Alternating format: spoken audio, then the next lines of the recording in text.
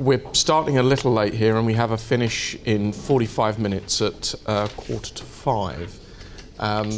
So I think we're all familiar with the background of the panel, although for form's sake we should probably speak up and say who we are. So I'm Peter Ellingworth. I have the privilege of chairing this next session. And on my right? Anne Raisbury, NHS England, London region. Chris Wells, Health Education England. Colin Barrow, former leader of Westminster Council.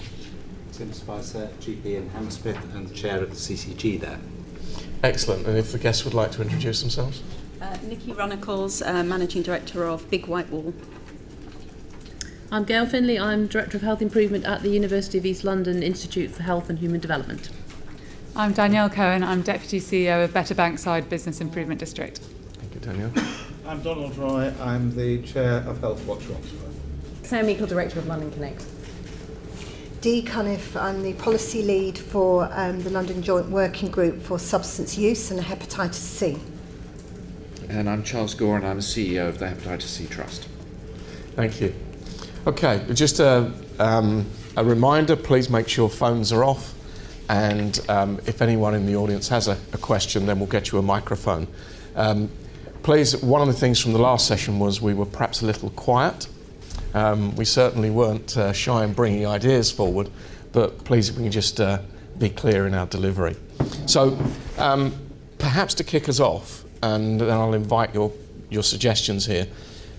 What would your priorities be for tackling health inequalities in London?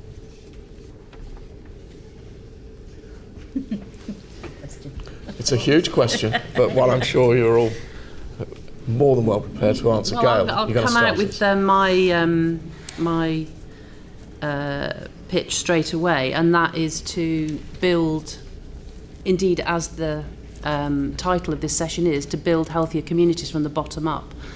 In line with all the evidence around coming out of the Marmot review, looking at the evidence-based policy recommendations in that, but in particular, from my experience and particular areas that I'm working in at the moment, it's about working with communities, particularly the most disadvantaged communities, of which we know there are many areas of London. Even in the most affluent boroughs, they still have pockets of quite severe deprivation, and it's working with people using a range of engagement, community development, capacity building, so that people can actually take control themselves of their own health and well-being and their community's health and well-being. So I think it's about, and again, as I mentioned in the at the end of your first session, that's not in isolation. It's about then building it up through primary care, through secondary care.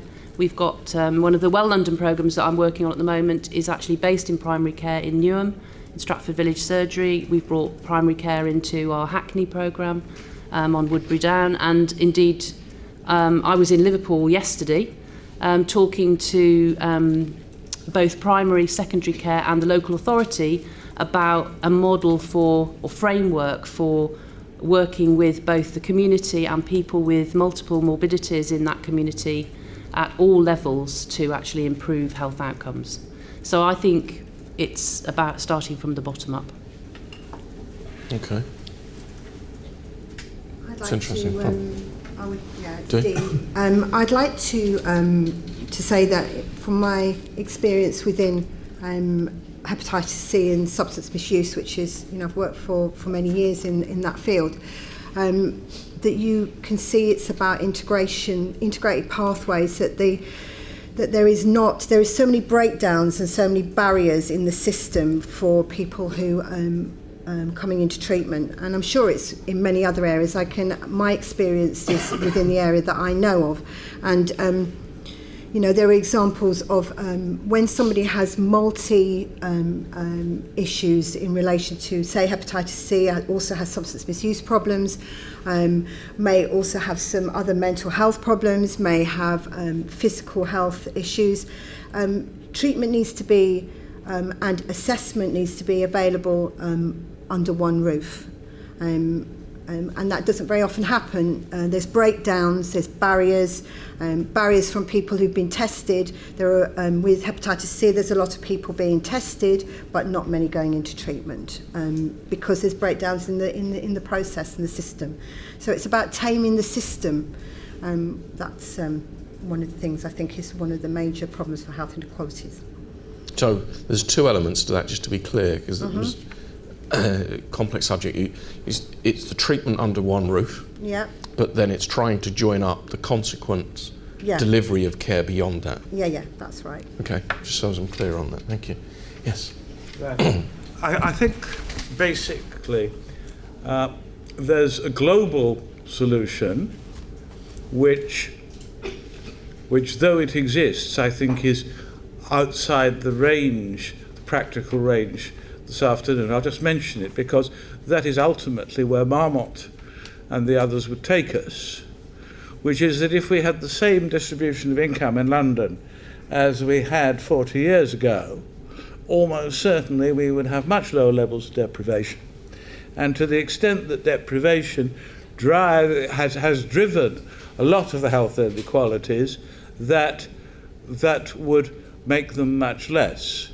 But that's not a practical proposition for this evening, and for this afternoon, and particularly not for the people who set the terms of reference of the London Health Commission. I mention it so that we have it on the record.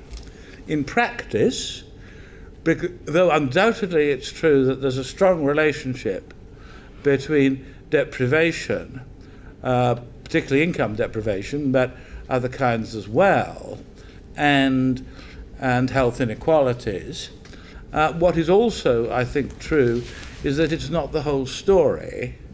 And in terms of what can practically be done, then we're actually talking about what causes the variation in the degree of health inequality and etc. between communities which are otherwise, as far as one can measure, equally deprived, because that is something you can look at practically.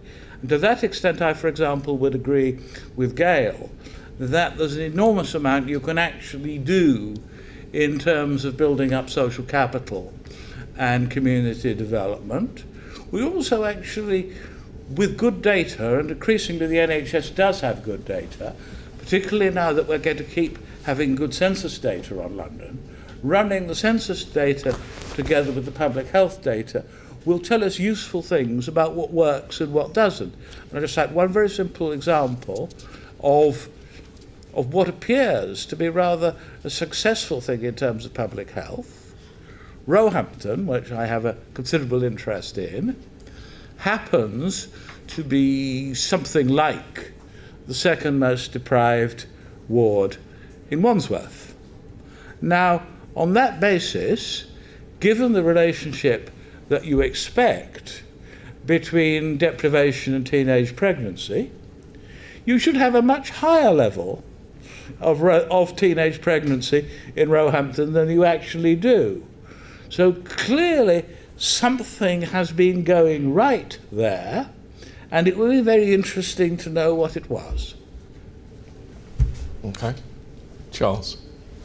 I'm going to do a bit of special pleading, and I apologise for this.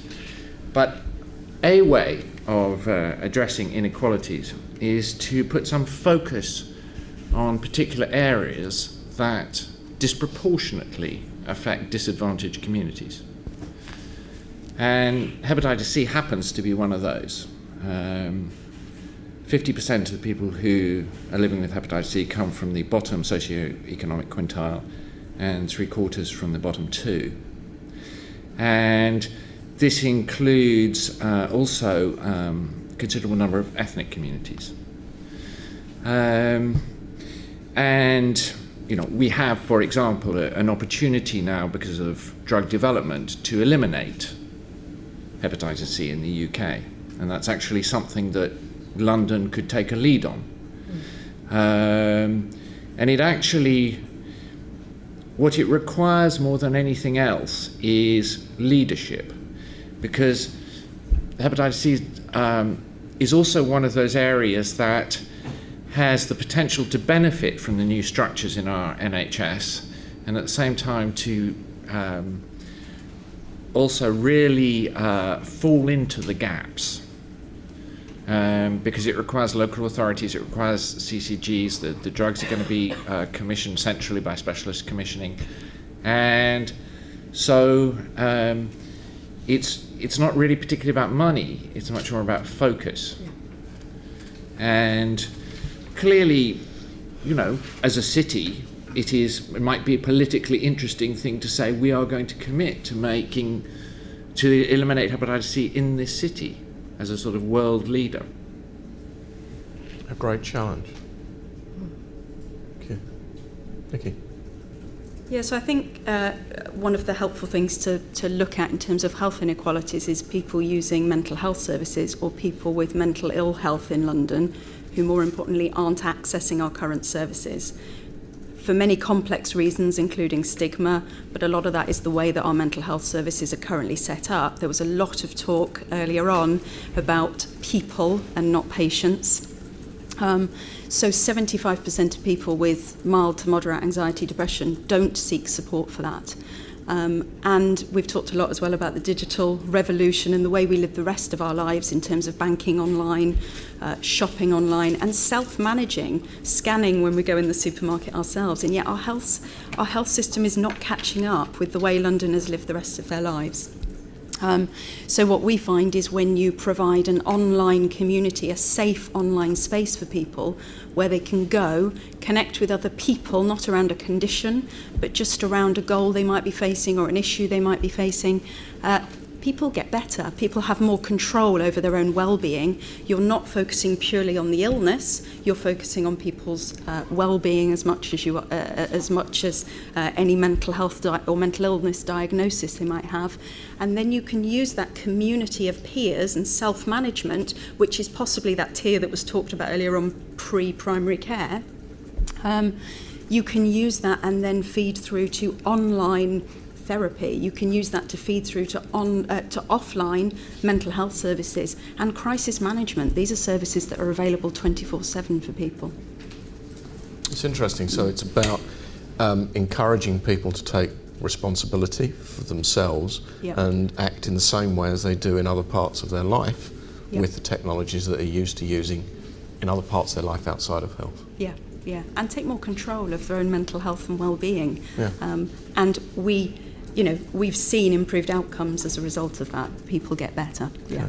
Thank you. I just wanted to build on that a bit and raise an issue that the Commission's heard evidence about in previous hearings. So one of the background pieces of information is that, as people possibly know, health inequalities is getting worse, not better in London. So when Lord Darcy did his report, previously it was 17 years, it's now 18 years difference between different parts of London.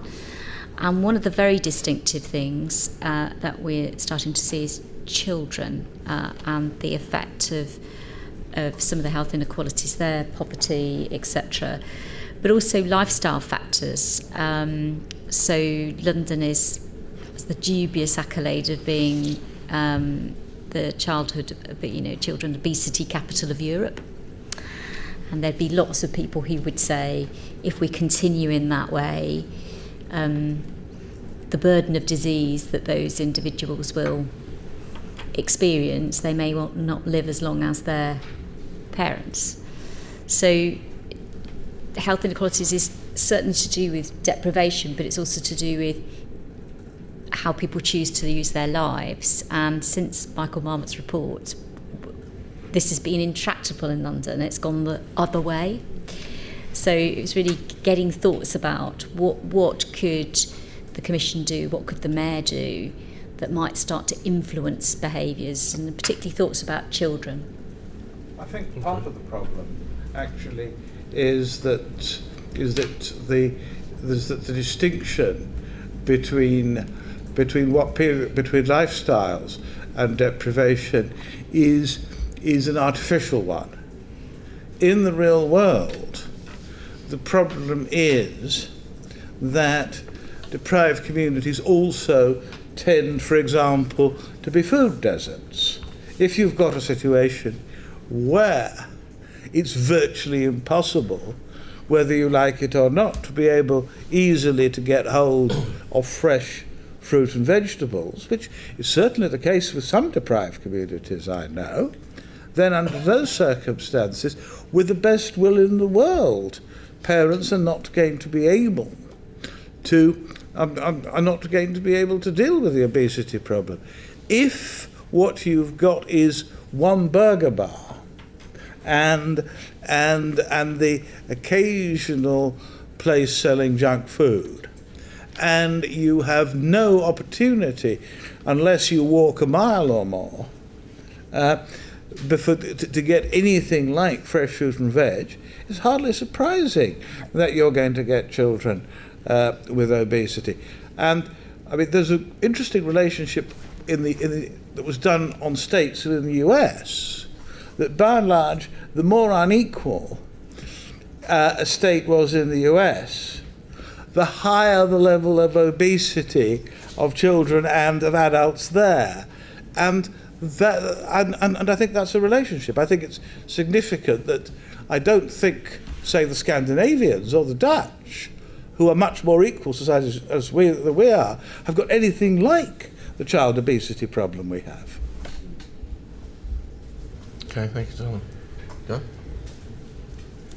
This is going to sound perhaps a bit radical, but part of the problem is, and I am a public health specialist, but part of the problem is that there's too much focus on lifestyle. I mean, it's picking up some of your points, but if you dig down into what influences lifestyle choices in very disadvantaged families, for example, and you analyse it, actually some of the decisions that they make, which we would consider to be very unhealthy, are pragmatic in terms of, for example, their level of income. So if you look at how most disadvantaged families who are on very low incomes buy food, they buy the cheapest food with the highest calorific value to fill up their family. And also, where they don't know if they're going to have enough money to last till the end of the week, and there isn't a local food bank that they can go to, then buying fast food on a day-to-day basis is actually a very pragmatic decision, because you don't know if you're going to have enough money at the end of the week. So we as public health specialists and as doctors and nurses, etc., think the solution is to, tell people to eat more healthily, to drink less alcohol, to smoke less, to take more exercise.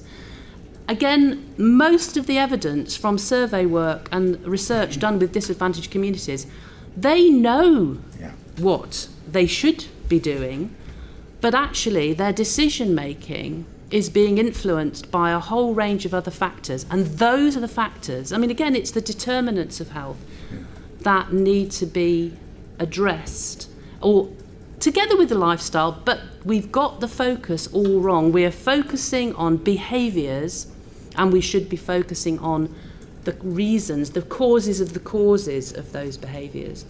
And actually, again, going back to building communities from the bottom up, particularly disadvantaged communities, there's a lot that can be done without focusing explicitly on lifestyle.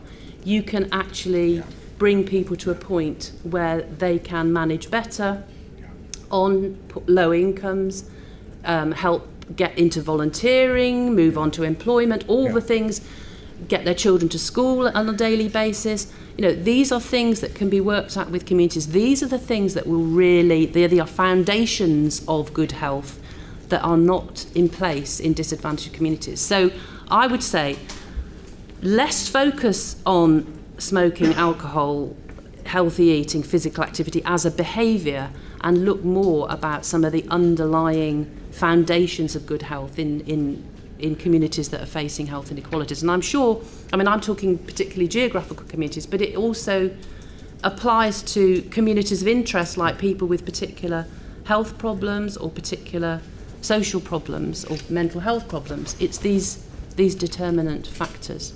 So it's community integration, community cohesion, community joint, community activities. It's all that stuff. It is neither lecturing nor fixing poverty, both of which are well practiced, but not necessarily awfully successful. Well, if we could fix poverty, I think that would be great. That would be great. But that's possibly beyond the scope of the commission. Yes, Here, but there desirable are ways of working that can mitigate against some of the worst impacts of those. That's why in some communities you see poor communities, you see better health outcomes than in others. Exactly. And quite often they are the communities with high levels of social cohesion, good community networks, neighbourliness, good communications, etc., etc. So that's part of one of the big questions for the Commission as well, and whether it is the example you gave us, Dee, or what you've been saying just now about children and the inequality there, is so how can we get Londoners, broadly determined, to get engaged in designing the solution? So rather than it's the tell, but if it's back to you need to have one treatment centre, how can we get Londoners engaged in helping design these solutions? Sure. I think just building on the points, we need to look at where health fits into people's lifestyles, their lives overall, and then working with people to look at what outcomes they want. So do you want peace of mind from your overall life by not having to have negative health outcomes? Do you want to live longer to see your children growing up? And then working with people to say, what decisions do you need to make in your life and managing your well-being to give you those outcomes? What information then can we give people and work with people to enable them to make those decisions, but in very accessible ways? So it's not about downloading CSV files from national databases to then look at how you do quartile readings, but how do you access that information in accessible ways? So very interactive modes of being. Okay. Sure, Charles. Really, it's to slightly follow up what you were saying, and to address this issue of children. I mean, I do think that there is a perception of health that has not caught up with the reality of it, and I think we could address that in schools. Actually, I mean, I don't think that health is seen as an asset, for example. It's quite interesting that we run some groups that are really based on the work that was done at Stanford University about long-term chronic disease self-management. And if we badge it as that, we can't get people to come along. If we badge it as something else, particularly about information about new drugs, for example, or whatever, people will come. And then they go away really pleased with actually what you've given them. But I think it is a real problem about how people see health, value health, that needs to be changed, and we probably need to do a lot more education in schools around that. So one of the things that came out of a previous session, and I'll ask the question because he's not here, Lord Darcy was asking, he's asked a number of people. So he was wondering whether it would be appropriate to have a GCSE in giving people the skills to be healthy, whatever that means in terms of being part of your community or whatever, and the degree to which people feel that is reflected in how we educate children, and whether that would be something that people would think was a good suggestion. I think absolutely. I think it's one of the things when you talk to people, they always say that they didn't realise how important health was until they start to lose it in one way or another. So clearly this is something that is a major issue for all of us.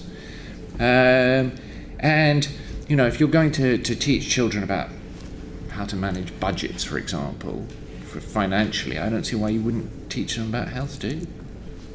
So? I think a qualification would be good.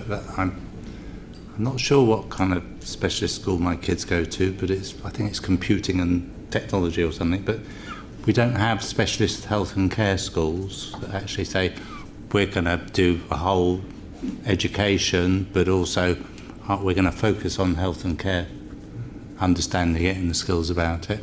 But I also think that there's a sense that we think that all the things we're talking about are health things. If we look at it from an educational model, they may be things that we kind of actually say this is a standard thing that we expect somebody exiting a school system to understand about self-management, about how you might care, what caring skills are, rather than there are academic things and then there's health and care. I suppose the important thing for the economy is that health and care is about 10% of our economic activity in this country. We don't see it as a business. If it's 10%, why don't 10% of our schools specialise in it? I think it's an interesting one. Dee, reflection on teaching children about health and how that may fit into substance abuse? I think it would make more sense to fit it into personal and social education. Sure. What I was going to say is the experience I've seen within schools of substance use, not so much with hepatitis C, but with substance use, is that it's really quite important to bring people along who have been through the experience and are able to say, this is my experience. Maybe it's with family, it could be their own experience, because for example, and I'm sure this would go into any area of health, that if somebody goes along to a school and talks to a group of kids about what has actually happened in their life and how and the hope, I'm a very solution focused person. I really believe that there are solutions and I want to focus on solutions. So within that environment, but also to be really honest and say what's not good and what is, what the issues can be. Because when somebody's going through a very bad experience, they may not share with their peers, they may not share with their teachers, they may not share with anybody, but they may share with somebody who they know has been through. And with the environment that I've worked in over the years, we have like peer support, and it's very, very important. And I think that in schools, with education, that would be a good way forward for most of the areas of health that I've been involved in. Thank you, Dee. Go. I'm not so sure about the GCSE idea or whatever it is. It might be the thing that really switches some children off if it's seen to be heading towards an exam at the end of the year or whatever. But I mean, within London, and the mayor's leading this, there's a whole movement of healthy schools. The mayor has put a lot of energy and resource into that through the health team at the GLA, and they're promoting it and they're encouraging schools, every school in London to be a healthy school. And I think that framework is a very good one. Again, there might be in some areas a bit too much focus on what you shouldn't do. Rather than what you should do in terms of things like social, make sure you've got good friends, value your friends, culture your friends, have good social support networks, and that a lot of the things that were done through personal social education, sex education, relationships education, a lot of that has unfortunately gone by the board with the national curriculum and particular targets and everything. But the Healthy Schools movement, I think, the framework is there for bringing those messages in good ways, not just through formal qualifications to kids. Okay, so maybe not a GCSE, maybe that's the wrong lead for it, but the principle in there is something that we think may be of use. I mean, Nikki, you talked about depression and anxiety. That affects children. Absolutely, and I should know the statistic working in mental health, and I don't, but a very high percentage of people with mental disorders, it first shows before the age of 14, so absolutely.